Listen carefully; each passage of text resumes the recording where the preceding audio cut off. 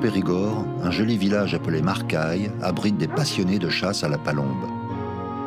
Dès l'apparition du premier passage de palombe en migration, la tension des chasseurs monte. Le rêve devient réalité. L'oiseau mythique arrive pour glander dans cette magnifique région de Sarlat avant de passer les cols des Pyrénées. Véritable révolution chez les Blanchards qui préviennent les autres chasseurs et on prépare tout le matériel qui servira presque 2 mois. Nos amis chasseurs vont vivre dans les arbres des journées fabuleuses d'attente.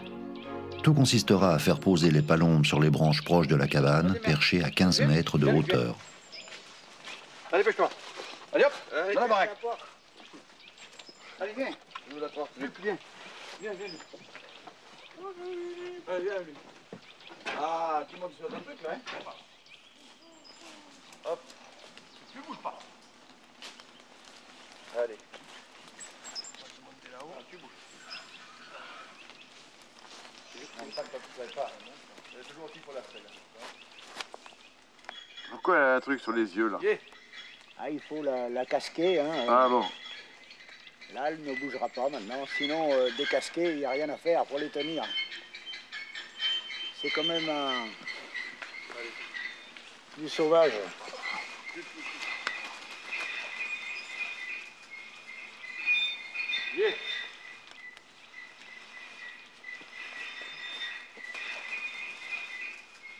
Alors c'est quoi le but du jeu là? On la monte là-haut sur la poutre, quoi. Donc pour les qui s'appelle, c'est une glaneur. Et puis là-haut c'est commandé par un collègue et puis la palombe elle se met à battre des ailes comme si elle mangeait le gland. Et c'est ce qui incite les palombes à se poser sur les chênes d'à côté. La palombe elle est facilement à 12-13 mètres de haut. C'est parce que la moyenne des chênes c'est cette hauteur, tous les apôts. Là ici ils sont entre 12 et 13 mètres. Donc voilà. Qu'est-ce qui s'est passé là? Eh bien, il s'est passé que toi, par exemple. Vous voyez, quand on tire comme ça, là, hein, là on leurre, quoi. Vous voyez, elle ouvre très bien là, les ailes, celle-là, elle est très sensible, elle est impeccable pour le genre de choses qu'on veut faire. C'est-à-dire qu'elle est posée, sur un arbre de pose, sur un arbre auquel on veut essayer de concentrer le maximum de tirs, quoi. Alors voilà, le problème, c'est ça, c'est de diriger le vol dans l'endroit exact. Qui c'est qui l'a monté là-haut? C'est pas une mince affaire de monter ça. Non, ben voilà le jeune, quoi. Le jeune, là, lui encore, il est tout bleu, là encore, là, peut-être un jour. Un escaladeur, quoi. C'est vous qui avez fait ça là? Ah oui. Dans 2 ans vous pourrez plus hein. Non, mais C'est l'âge que j'ai quand même. Ça sera Hervé qui va y aller après. Ouais. Moi j'ai 54 ans et encore j'y grimpe là-haut, alors bordel, quand même. Il y a de la marge encore. Oui, il y a de la marge, quoi.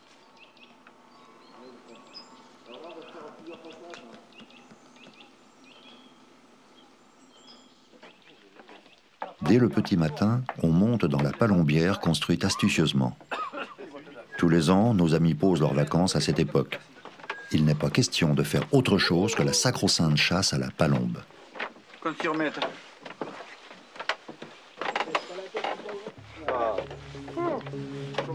D'avoir des brouillards, des menuisiers dans l'équipe.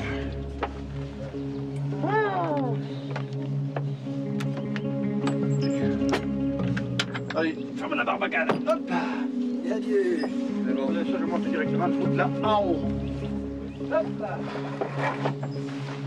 On a posé tous les leurres. Les leurres, ils sont. Maintenant, on va se préparer maintenant à mettre et les voltigeurs et les volants. Là, tout de suite. Allez. Ok. Puis on va démarrer. Bon, Jean-Marc, là, je te les passe tout de suite. Hein? Bon, je vais commencer à mettre le voltigeur de droit. Ça va être... Le voltigeur à droite. Ben voilà. Alors, il met une petite ficelle à la patte.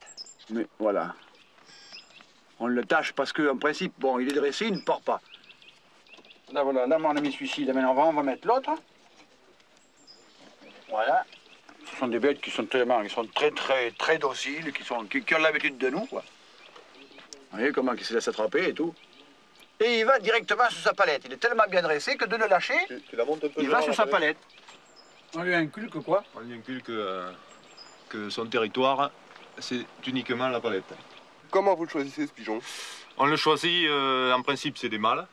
Plus ils sont méchants, mieux le pigeon est adapté à faire la fonction qu'on veut lui demander. Et au bout de quelques jours, le pigeon, on le fait foulastrer, on le fait décoller sur la raquette, et au bout d'une petite semaine, le pigeon, en principe, il est dressé. Bon, mais maintenant on va mettre les volants, hein, parce que ça va être difficile à descendre. Attention.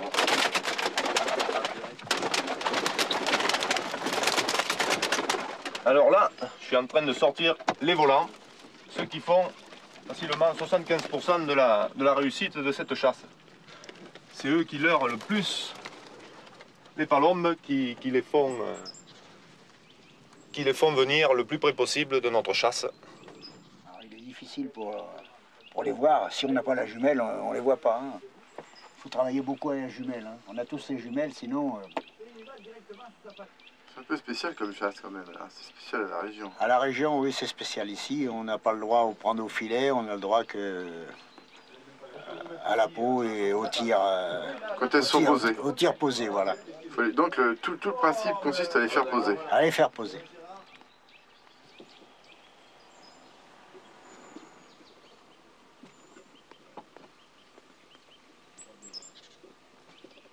Ah non, ce matin, hein, c'est bourru un peu. Hein. Ouh. Bon, tu sais, on a quand même des chances d'avoir quelques-unes là, quelques-unes là-dedans. Hein. Ça peut arriver comme ça, on aura des pâquerettes. Hein. Les brandières, Gérard. Ah bon? Un vol.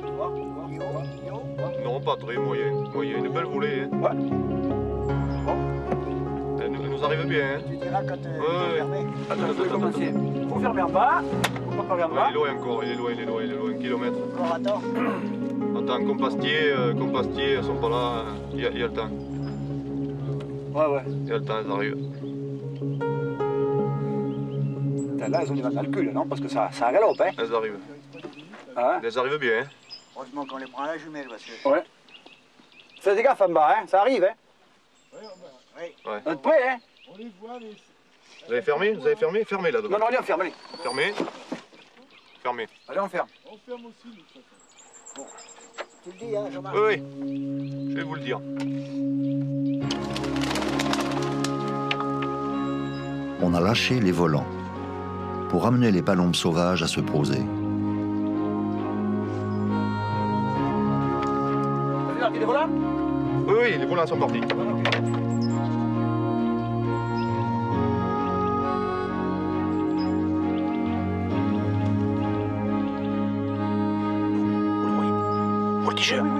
Voltigeur. Encore. Voltigeur. Toujours. Toujours.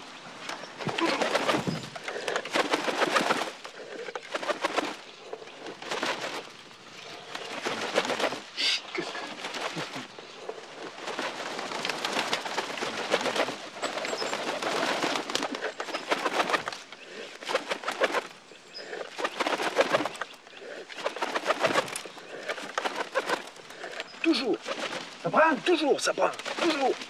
Toujours. Je les vois. Toujours. C'est bon. Le vol. Ça vient. C'est bon, ça vient. À peau. Stop. Gérard, stop. À peau. Doucement.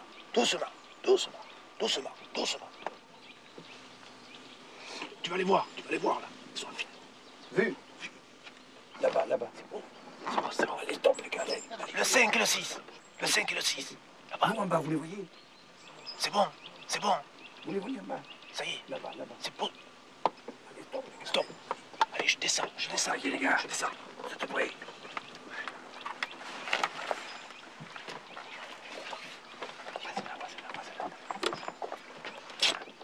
Pas celui-là, parce qu'elle est là, c'est la courte. Ouais. Vous la voyez? Ouais. Vous êtes prêts? Ouais. Attention, je compte. Ouais. 1, 2... Elle est tombée, celle-là. J'en ai redoublé une. Hein. Impeccable. Oh, dis-vous, tu vois que ça passe plus qu'on le pensait ce matin. Oh, ça fume, hein? Ils sont tombés, Gérard? Ouais. Non, il en est tombé ce matin, quand même, là, de la palombe. Oui. Oui. Ça se calme. Comment ça se fait qu'il y a des moments calmes comme ça, là? La dépôt, ça dépend les heures. Au départ, il y en a pas mal, et puis après, ça s'arrête. Le coup de 10 heures. Des fois, c'est le coup de 10 heures. 10 heures, entre la fourchette, 9h30, 10h30, voilà, 11 heures. C'est pour nous, casser la croûte, tranquille. Voilà, ça veut casser la croûte. Voilà. Enfin, on ne sait pas pourquoi il y a des creux comme ça. Non, non, non, c'est... pas. Non. Non. Qu'on démarrait de bonne heure à voler, et elle s'arrête probablement après 2 heures de vol, 2-3 heures de vol, et puis...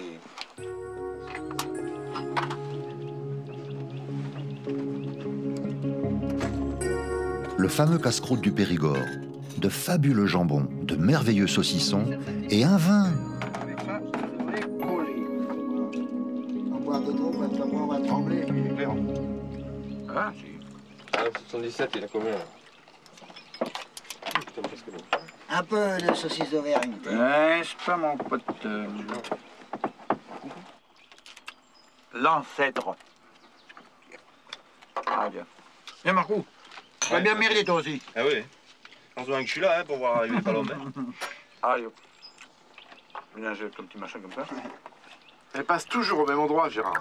Depuis quand? Ah oui, mais ça, de moi, écoute-moi, il y a 50... Et encore, quand je dis 54 ans, c'est rien, parce que même nos grands-pères... Même nos grands-pères, nos arrière-grands-pères ont toujours dit Comarque, c'est le meilleur coin. C'est un coin qui est réputé. C'est réputé pour ça. Bah oui, c'est réputé pour ça, et puis il passe là, et puis ça a toujours été comme ça sera tout le temps comme ça. Et à 100 mètres près, elle passe Ah oui, à 100 mètres près, oui. Alors, le couloir de migration est large, mais il y a quand même des passages préférentiels. C'est ça, oui, c'est ça. Suivant les vents, quoi. C'est ça, oui. On s'aperçoit que c'est surtout le haut, là, sur le relief du haut, qu'elle passe mieux, quoi. Et puis, oui, et puis en plus, la palombe qui passe sur notre gauche, donc elle a tendance à passer dans une vallée, elle est plus basse que nous, on ne les remonte pas. Par des grands vents, ouais, ils sont là. On ne les remonte pas. Non, c'est pas évident. Disons que même toi à la pompe à l'arrière, tu n'arrives pas à les avoir, tu n'arrives pas à les remonter. Quand il fait chaud, elles ont tendance à suivre l'eau. Elles suivent le couloir de l'eau. Et après, quand... Cette année, on a eu des périodes de 25 degrés pratiquement depuis le début d'octobre. Jusqu'à carrément en t-shirt. Oui, en t-shirt, carrément dans la cabane. Puis tout d'un coup, 25 en principe, là ça les rigole un petit peu. La preuve, voilà aujourd'hui, un petit peu, bon, il est vrai que maintenant Tousseb est là, et puis c'est bon, par moment c'est bon. À Tousseb, il y a quand même eu un passage. C'était bien joué. On a enregistré quelque chose comme 550 vols. À peine, même pas, 500 vols. 500 vols. 500 vols qu'on a vus, qu'on ne prend pas, mais qu'on voit.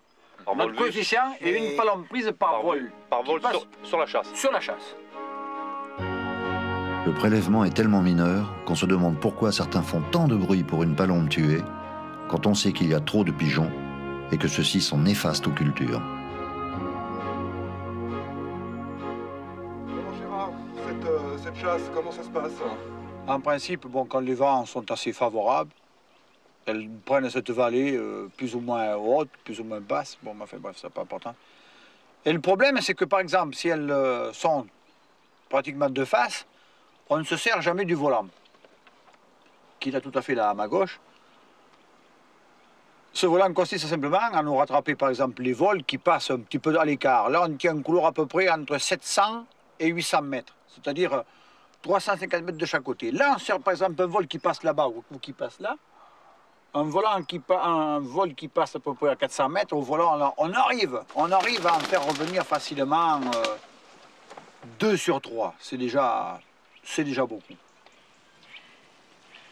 Et après, alors, on se sert de ce fameux voltigeur qui est là, pour nous les fixer davantage, parce que bien souvent, le volant se pose. On essaye de le faire poser. Il se pose assez régulièrement, ça dépend des jours. Avant que le vol soit là, parce qu'il faut éviter qu'il se mélange, ça c'est un problème. Si ça se mélange, il y a un désordre qui se fait à l'intérieur, et des volants et des palombes, alors là c'est le bazar, et puis elles prennent peur et se barrent. Si par hasard, alors celui-ci ne marche pas trop, ou que ça ne le prend pas, on a ce qu'on appelle après la pompe de rappel qui est tout à fait à l'arrière, qui est là-bas, qui est à 60 mètres d'ici.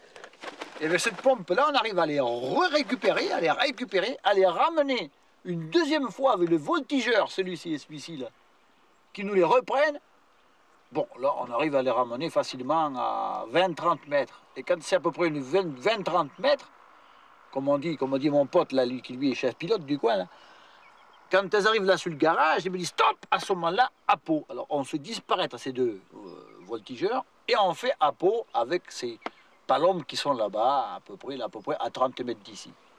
Et on arrive à les poser. Enfin, cette année, ça a été assez facile de les poser là-bas. Pas trop. On a fait. C'est toujours pas toujours facile de travailler avec des bêtes et puis de travailler avec plus avec quelque chose qui est sauvage. C'est pas toujours évident. Hein.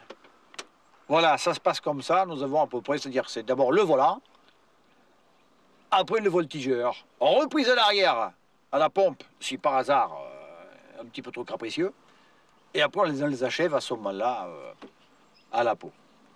Et même quand il y a une coulée, c'est-à-dire quand elles passent comme ça, qu'elles retournent par quelque chose qui ne leur plaît pas, c'est toujours susceptible, ces bestioles, elles repartent, on les ramène toujours au voltigeur dans cette zone-là.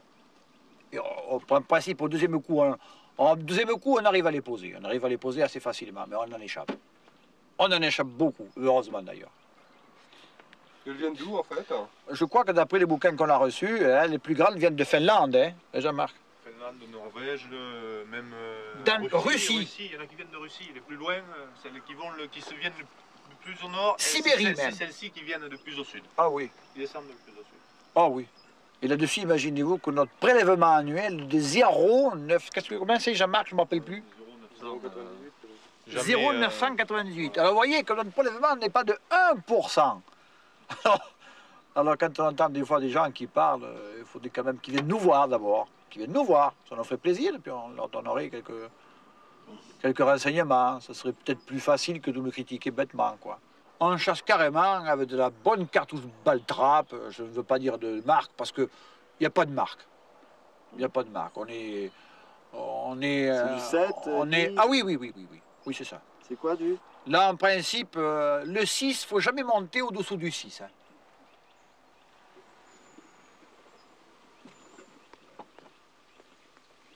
D'autres vols sont signalés dans le ciel. Les voilà qui approchent.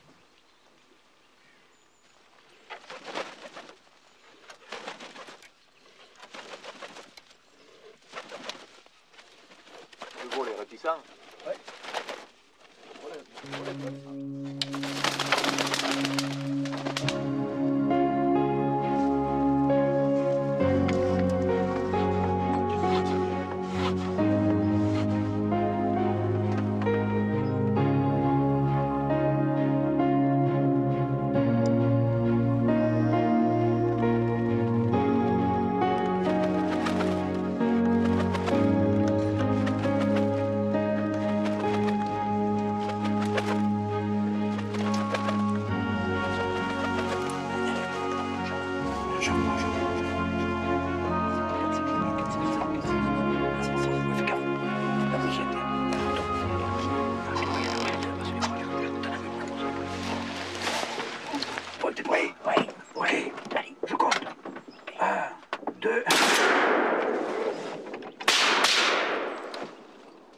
Vous en avez d'autres?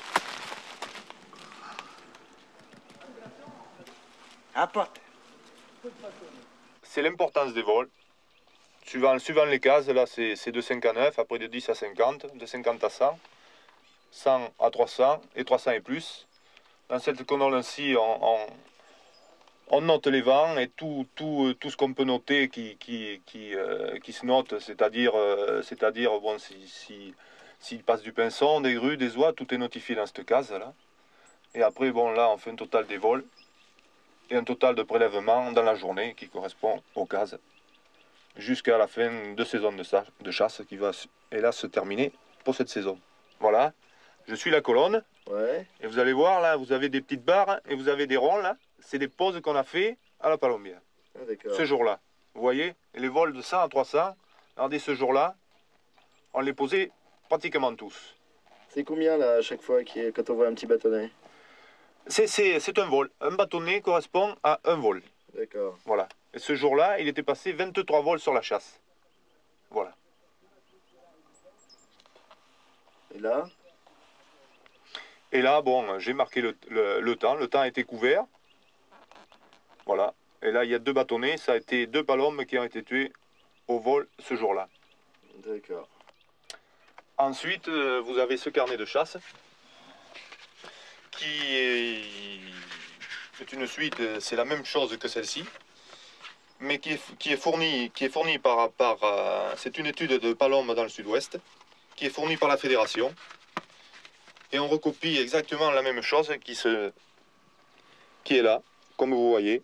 La notification est la même, et le résultat, et le vent, tout est notifié de la même manière. Ils ont pris une étude de 5 ans, et après ils ont fait des graphiques, ils ont sorti un bouquin qu'ils nous ont envoyé gratuitement, la fédération, pour justement l'étude dans le sud-ouest, pour s'apercevoir qu'on ne faisait pas pour voir les passages, la population de palombes.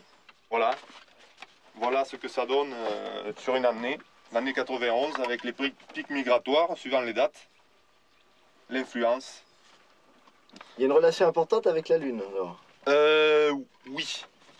Oui. Les pics migratoires, comme vous voyez, ça se situe toujours 2-3 jours avant, 2-3 jours après une lune. Vous voyez, ça se voit bien ici, le premier quartier, 2 jours avant. La pleine lune, 1 jour avant. Vous voyez, dernier quartier, 2 jours après. Eh oui, effectivement, des spécialistes ont déclaré que la Lune aurait une grande influence sur le passage des palombes. Allez.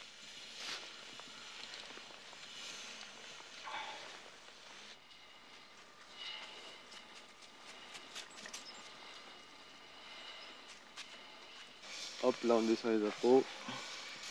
On fait le gavage maintenant. On a un bel oiseau, Hervé. Hein. Ah, la palombe, c'est un super oiseau et un super pigeon aussi. Qu'est-ce que tu vas faire là? Voilà, on va l'amener là-bas, à côté de la cabane, pour les gaver, hein, puis jusqu'à demain matin. Et puis voilà, quoi. C'est les gaver, c'est leur donner à manger, comme les canards, sauf que c'est plus facile quand même là.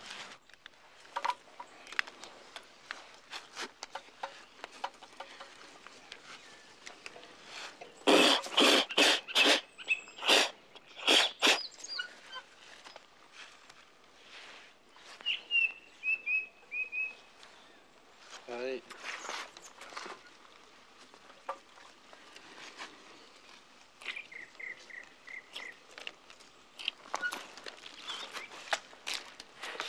Et voilà pour cela.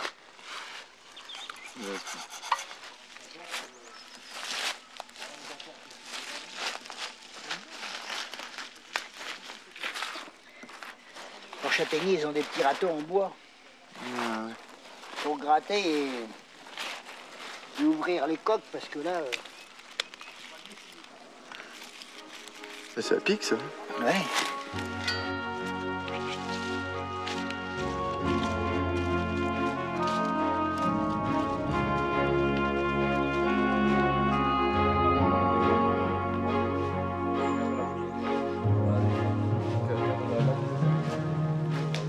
On va se les enfants d'ici.